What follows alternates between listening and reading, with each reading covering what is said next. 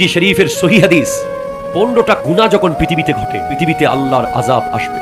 যে আযাবগুলো কেমন, ছোট আযাব না, যেগুলো মানুষের পক্ষে কন্ট্রোল করা সম্ভব।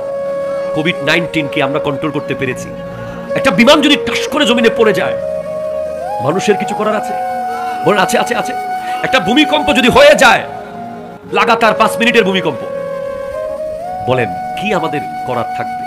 পৃথিবীতে কোনো মানুষ আল্লাহর দ্বীনের খাতে খরচ করার টাকাকে নিজের টাকা মনে করবে?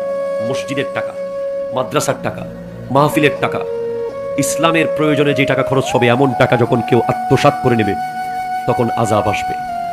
2, আমানতের যখন খেয়ানত হবে। কিসের খেয়ানত?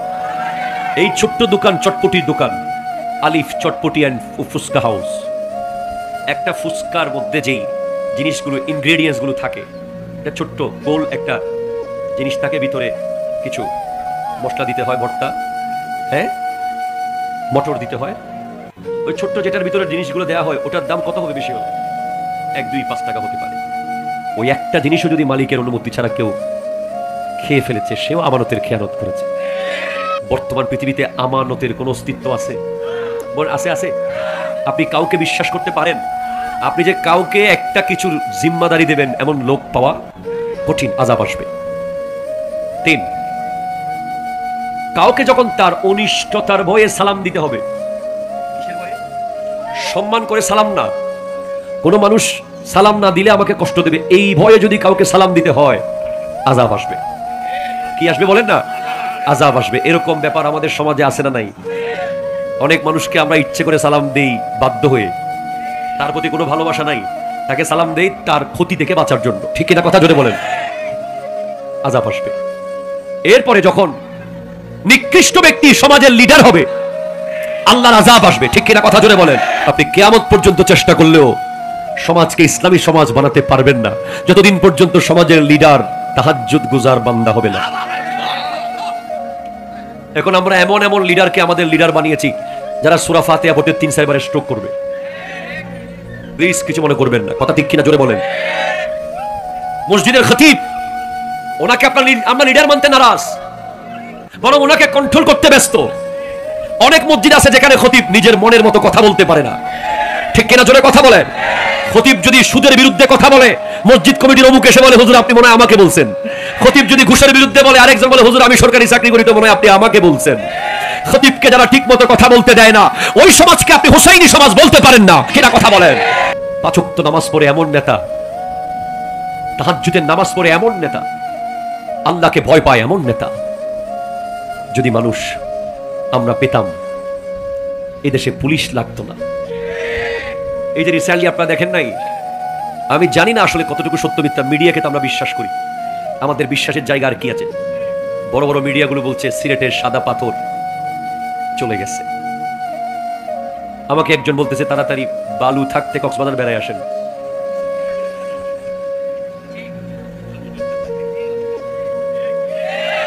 আপনি কথা বুঝেন নাই মনে হয়। বলে তাড়াতাড়ি বালু থাকতে কক্সবাজার বেড়ায় আসেন, নাইলে পরে বালুও পাবেন না। আপনি নামাজিকে বন্ধু বানান, অথবা বন্ধুকে নামাজি বানান। আপনি হালাল খোরকে বন্ধু বানান, অথবা বন্ধুকে হালাল খোর বানান। আপনি জুলুম করেন এমন ব্যক্তিকে বন্ধু বানান, অথবা বন্ধুকে জুলুম মুক্ত বানান। আপনি সত্যবাদীকে বন্ধু বানান, অথবা বন্ধুকে সত্যবাদী বানান। আপনি বুঝতে পারেন নাই, যখন এই পৃথিবীতে আপনি এমন কোন ব্যক্তিকে লিডার মানবেন, এমন কোন ব্যক্তিকে আপনি অনুসরণ করবেন যিনি নিকৃষ্ট, যার মধ্যে হালাল হারামের বাদ বিচার নাই, যার মধ্যে আল্লাহর ভয় নাই, যার মধ্যে তাকওয়া নাই, আযাব আসবে। কি আসবে?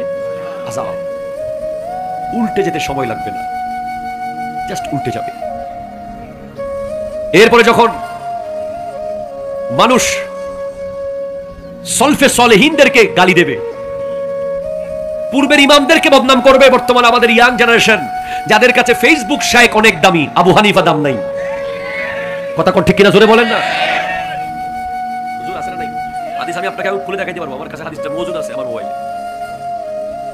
জমিনে আযাব আসার অন্যতম কারণ হচ্ছে মানুষ সাহাবী, তাবেঈ, তবে তাবেঈনদের, বড় বড় উলামায়ে কেরামদের যারা দুনিয়া থেকে চলে গেছে, তাদেরকে দোষ দিবে।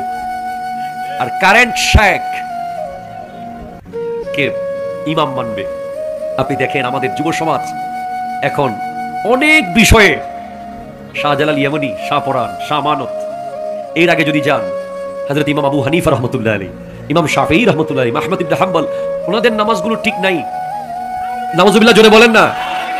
বর্তমান প্রজন্মের নতুন নামাজ, নতুন নিয়ম, মসজিদে এখন মোনাজাত নাই, ঠিক কিনা কথা জোরে বলেন। মোনাজাত নাই কেন? আরে না, মোনাজাত বেদাত। কয়দিন পরে আমাদের জুলুস আসবে, ষষ্ঠ জুলুস ঈদে মিলাদুন নবী, তারা জুলুসকেও দেখবেন বেদাত বলবে আধুনিক যুবকরা। কিন্তু আবার পহেলা বৈশাখের মিছিল কিন্তু জায়েজ, ঠিক কিনা কথা জোরে বলেন। ঈদুল ফিতরের মিছিল ঠিক আছে, প্রিয় শায়েখকে কারাগার থেকে মুক্ত করে নিয়ে আসার সময় আমাদের মিছিল, কথা ঠিক কিনা জোরে বলেন। কোরআনে হাফেজ বিশ্বের বড় জায়গায় গিয়ে কোরআন মুখস্থ করে এসেছে, তার জন্য মিছিল ঠিক আছে। কিন্তু যিনি না আসলে কোরআন আসতো না, যিনি না আসলে ইসলাম আসতো না, যাকে না পেলে আল্লাহ চিনতেন না, সেই নবীর আগমনে মিছিল করলে, জুলুস করলে অনেকের আবার নতুন আর পুরান ইসলাম চলে আসে। আফসোস, যখন প্রজন্ম পূর্বের উলামায়ে কেরামকে গালি দেবে, পূর্বের উলামা কেরামের বিরুদ্ধে বলবে, তখন জমিনে আযাব আসবে, আযাব আসবে, আযাব আসবে, ঠিক কিনা কথা বলেন। পুরুষ যখন বউয়ের কথায় উঠবে আর বসবে, এখানে তো নাই এরকম লোক, নাই নেই। এই ছোট বাচ্চাটা ঠিক কইতেছে, তুই বিয়ে করছস নাকি? তুই কি টেনশন করতেছস? সমাজে এরকম অবস্থা আছে না নাই? আবার আমাদের সমাজে এমন এমন স্মার্ট পুরুষও আছে যারা বিবির ছবি ফেসবুক প্রোফাইলে না দিলে উনি আবার স্মার্ট হতে পারে না, দুনিয়াকে বিবি দেখিয়ে বেড়ায়। লা হাওলা ওয়ালা কুওয়াতা ইল্লা বিল্লাহ। পুরুষের কথায় নারী উঠবে, এটাই নিয়ম। পুরুষের কথায় বিবি চলবে, এটাই নিয়ম। কিন্তু এখন দেখবেন ঘরের টাইলস কোন কালার হবে সেটা বিবির সিদ্ধান্ত, সোফা কোন দিকে বসবে বিবির সিদ্ধান্ত, লাইট কোন দিকে লাগাবো বিবির সিদ্ধান্ত, সব মানলাম। বাজার কি হবে তাও বিবির সিদ্ধান্ত, সেটাও মানলাম। অফিস থেকে কয়টায় আসবেন সেটাও বিবির সিদ্ধান্ত। হইতে হইতে আপনি দায়ুস হয়ে গেছেন, আপনি নিজেও জানেন না। আল্লাহর আযাব আসবে। এরপরে যখন দেখবেন সন্তানরা বাপ মার বিরুদ্ধে যাচ্ছে, ঠিক কিনা কথা জোরে বলেন। আছে না নাই? আছে না নাই? আছে না নাই?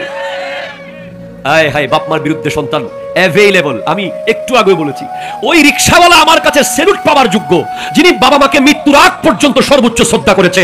ওই রিকশাওয়ালার মূল্য আমার কাছে অত বেশি। 10,000 মাস্টার্স পাস, 20,000 পিএইচডি হোল্ডার, যারা বাপ মাকে বিবির কথায় ঘর থেকে বের করে দিয়েছে, যারা বাপ মার বিরুদ্ধে দাঁড়িয়েছে, যারা বাপ মাকে বৃদ্ধাশ্রমে দিয়েছে, তাদের চেয়ে ওই রিকশাওয়ালা অনেক দামি। ঠিক কিনা কথা? হাত তুলে বলেন ঠিক কিনা বলেন। ওই রিকশাওয়ালাকে আমরা সালাম দেই, যে সারা রাত রিকশা চালিয়ে মায়ের ওষুধ কিনে নিয়ে যায়। ওই রিকশাওয়ালার কদমে আমি চুমু দিতে প্রস্তুত, যে সারা রাত রিকশা চালিয়ে বাবার ওষুধ কিনে বাসায় ফিরে। আর ওই পিএইচডি হোল্ডার জাহান্নামী, ওই মাস্টার্স জাহান্নামী, ওই বিশ্ববিখ্যাত শিক্ষিত ব্যক্তি যার দুনিয়াতেও কিছু নাই, আখিরাতেও কিছু নাই, যে তার মাকে আলাদা করে দিয়েছে, যে তার বাবাকে আলাদা করে দিয়েছে, যে বাপ মাকে বাদ দিয়ে বিবিকে নিয়ে উঠে আর বসে চলাফেরা করে, একা থাকে, সে বাটপা। ঠিক কথা করে বলেন। আযাব, আযাব আসবে। এই আযাবের কারণগুলো মনে আছে আপনাদের? এক, যখন দ্বীনি টাকা নিজের মনে করবে। কত মসজিদের টাকা কত জনের পকেটে ঢুকে গেছে, কথা জোরে কর না, ঠিক কিনা? 2 নম্বর, যখন আমানত নিজের হয়ে যাবে, কত ব্রিজের টাকা কত জনের পকেটে আছে, কত রোডের টাকা, কত কালভার্টের টাকা, কত গল্লির টাকা, কত খাম্বার টাকা, কত তারের টাকা, কত ফ্লাইওভারের টাকা আছে না নাই? আছে। আযাব আসবে। বিমান ইঞ্জিনের উপরে ডিপেন্ড করে চলে না, বিমান আল্লাহ চালায়। সেজন্য বিমানে যখন আমরা উঠি তখন দোয়া করি, সুবহানাল্লাযী সাখারা লানা হাযা ওয়া মা কুন্না লাহু মুকরিনিন ওয়া ইন্না ইলা রাব্বিনা লামুনকালিবুন। ওই আল্লাহ পুত পবিত্র, ওই আল্লাহ বৃহৎ, ওই আল্লাহ বড়, ওই আল্লাহ শ্রেষ্ঠ, যিনি এই যন্ত্রকে আমাদের বশীভূত করে দিয়েছেন। না হলে আমাদের পক্ষে এটাকে কন্ট্রোল করা সম্ভব হতো না। আযাব আসবে যখন মানুষকে বাধ্য হয়ে সম্মান করতে হবে। আযাব আসবে যখন মসজিদ কমিটির সভাপতি হবে আন্তর্জাতিক ঘুষখোর। ঠিক কিনা কথা? আযাব আসবে। আযাব আসবে যখন বাবা মার অবাধ্য হবে। আযাব আসবে যখন বিবির কথায় পুরুষ চলবে। আযাব আসবে যখন দেশের শ্রেষ্ঠ সুদর্শন পুরুষকে আমরা নারী না পুরুষ বুঝতেই পারবো না। ঠিক কিনা কথা বলেন? প্রজন্মের কাছে কি মেসেজ দিয়েছে? দেশের সর্বশ্রেষ্ঠ সুদর্শন পুরুষ, এভাবেই আমাদের প্রজন্মকে আজ শেষ করে দেওয়া হচ্ছে। প্রজন্ম, তরুণ যুবক সমাজকে বলছি, মনে রাখবেন আজকে রাত আপনার জীবনের শেষ রাত। কথা বলেন ঠিক কিনা, জোরে বলেন। Tonight is the last night of your life.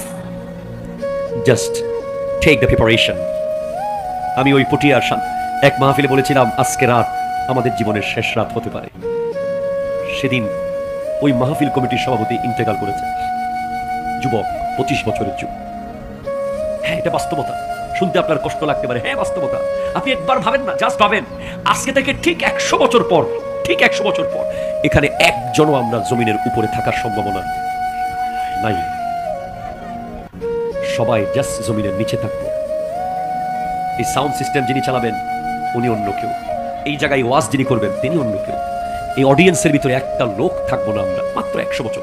100 বছর যেতে এখন 100 মাস লাগতেছে না। কারণ আমার নবী বলছেন, লা তাকুমুস সাআতু হাত্তা ইয়াতাকারাবাজ জামান। কিয়ামত ততক্ষণ কায়েম হবে না যতক্ষণ সময় সংকীর্ণ হয়ে যাবে না। কিয়ামতের অন্যতম আলামত হচ্ছে বছর যাবে মাসের মতো, মাস যাবে সপ্তাহের মতো, সপ্তাহ যাবে দিনের মতো, দিন যাবে ঘন্টার মতো। এখন বৃহস্পতিবার, এখন শনিবার, এখন বৃহস্পতিবার, এখন শনিবার, এই জানুয়ারি, এই ডিসেম্বর, এই জানুয়ারি, এই ডিসেম্বর, এই 2020, এই 2025 সব চলে যাচ্ছে। শুধু আমি আর আপনার থলে খালি না। ফিরে আসো, just come back, just U turn, ফিরে আসেন। আপনি কোথায় আছেন আপনি ভালো জানেন। অ্যাজ এ বিজনেসম্যান আল্লাহর দরবারে আপনার অবস্থান কি আপনি জানেন, ঠিক কিনা কথা ধরে বলেন। যে অফিসার, আপনি আল্লাহর দরবারে কোন জায়গায় আছেন আপনি জানেন। অ্যাজ এ মুসলিম আপনার অবস্থা সম্পর্কে আপনি জানেন। ফিরে আসেন। ওয়া আনিবু ইলা রাব্বিকুম ওয়া আসলিমু লাহু মিন ক্বাবলি আইয়াতিয়াকুমুল আযাবু সুম্মা লা তুনসারুন। এখন শপথ করেন যে আজকে থেকে হারাম খাবো না, হারাম ধরবো না, হারাম দেখবো না, হারাম জায়গায় যাবো না, হারাম পথে হাঁটবো না, হারাম কথা বলবো না, কোরআন সুন্নাহর বাইরে চলবো না। একা হয়ে যান, একা, হুসাইনের মতো একা হয়ে যান। যেদিন দেখবেন সত্যের পক্ষে থাকার কারণে, কোরআন সুন্নাহর পক্ষে থাকার কারণে, যখন দেখবেন আপনার পাশে বন্ধু নাই, আপনার সাথে আত্মীয় স্বজন নাই, আপনার সাথে পাড়া প্রতিবেশী নাই, তখন মনে করবেন যে কেউ নাই, আপনার সাথে হোসাইন আছে, হোসাইন আছে, হোসাইন আছে, হোসাইন আছে। যার সাথে হোসাইন আছে তার সাথে রাসূল আছে, যার সাথে রাসূল আছে তার সাথে আল্লাহ আছে, যার সাথে আল্লাহ আছে তার সাথে দুনিয়া আছে। আমি চাই 10 জন যুবক দাঁড়িয়ে বলবে যে তারা আগামী কাল থেকে কোরআন সুন্নাহর পথে চলবে। 10টা যুবক ছেলে দাঁড়াক যারা আজকে কারবালার মাঠে শপথ করবে, জুমার রাতকে সাক্ষী রেখে। মারহাবা, আল্লাহু আকবার, আল্লাহু আকবার। আমার ওয়াজ সফল হয়ে যাবে, আমার ওয়াজ সার্থক হয়ে যাবে 10 জন যুবক কোরআন সুন্নাহর পথে যদি আসতে পারে।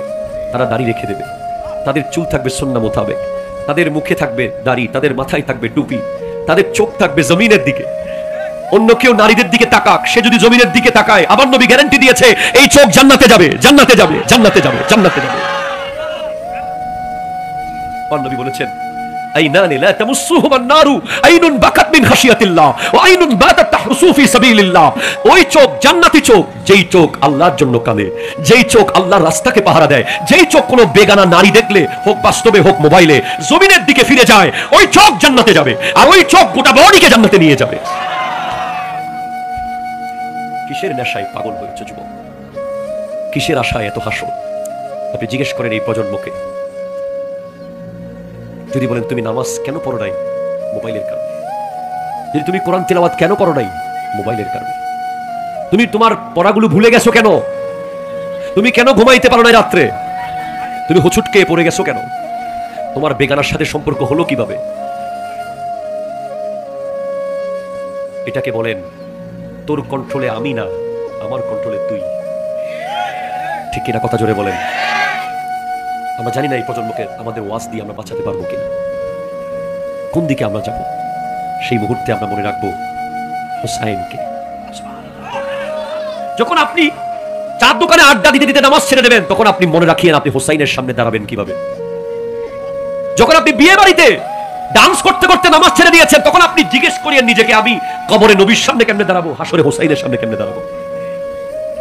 যখন আপনি অযথা রাস্তায় গল্প করতে করতে নামাজ ছেড়ে দিয়েছেন, তখন নবীজি আপনাকে যদি বলে কবরে, নামাজ তো আল্লাহ চাপিয়ে দেয় নাই, আমি আল্লাহর কাছ থেকে খুঁজে এনেছিলাম তোদেরকে আল্লাহ দেখানোর জন্য। তখন যদি ইমামে হুসাইন বলেন, আমি যদি তলোয়ারের নিচে নামাজ পড়তে পারি, তুই কেন নামাজ পড়িস নাই? আর আল্লাহ যদি প্রশ্ন করে আমার নবীকে, আপনি না বলেছিলেন মেরাজের রাতে আপনার উম্মত আমাকে দেখতে চায়, সেজন্যই তো আপনাকে নামাজ দিয়েছি। কই ফজরে তো তাদেরকে দেখি নাই, জোহরেও তো সে আসে নাই, আসরেও তাকে পাই নাই, মাগরিবেও তার খবর ছিল না। কি জবাব দিবেন বলেন? আসুন